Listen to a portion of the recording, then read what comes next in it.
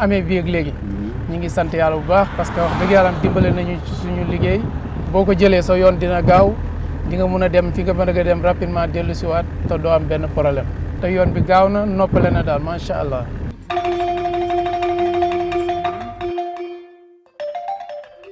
Les Sénégalais voyagent mieux.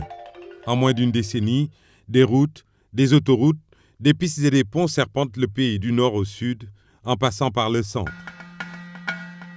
La qualité des ouvrages ainsi réalisés et la flexibilité des modes de transport permettent aux usagers de se déplacer sans trop de peine d'une ville à une autre et d'une région à une autre. Le maillage routier contribue grandement à la cohésion des territoires, avec à la clé un désenclavement qui ouvre un large boulevard d'opportunités. Qu'il s'agisse de l'île Amorphile dans le nord ou du bassin de l'Anambé dans le sud, les produits agricoles du cru, riches et variés, qui pourrissaient faute d'accès aux circuits de consommation, s'écoulent plus facilement sur les marchés. Conscient du gap infrastructurel, le président Macky Sall a mis en place un plan de mise à niveau du sous-secteur routier pour doter le pays d'un réseau digne des standards internationaux. C'est ainsi que depuis 2012, d'importants travaux de réhabilitation et de construction de routes et pistes ont été engagés sur toute l'étendue du territoire pour un montant de 1132 milliards de francs CFA. Échangeurs de l'émergence, prolongement de la VDN, Touba-Dara-Linguère, Passy-Foundiougne, route de l'hydrobase, Tivaouane-Touba-Toul-Khombol, Dinguiraï-Nioro-Keraïb, Dialokoto-Mako ou la route de Tobor, entre autres, font partie des 1362 km de linéaires routiers réalisés depuis 5 ans et qui améliorent la mobilité urbaine et interurbaine. Le réseau autoroutier s'est également enrichi de 36 km avec le prolongement de l'autoroute à péage de Diamniadio à l'aéroport international Blaise Diagne. Dans la foulée, les chantiers concernant les axes Ndias-Mbour et Ndias-Thiès sont très avancés. Le tronçon Ndias-Sindia est déjà ouvert à la circulation depuis plusieurs mois. À cela s'ajoute bien sûr l'autoroute Ila-Touba. Au total, 186 km d'autoroute seront achevés d'ici 2019.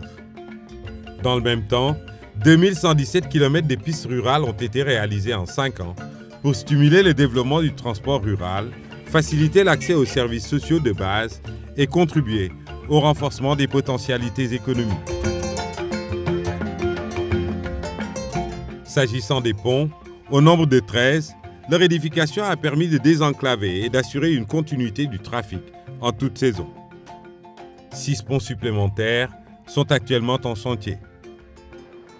Parallèlement à ces nombreux chantiers, la Géroute accorde une attention particulière à l'entretien routier en vue de préserver le patrimoine.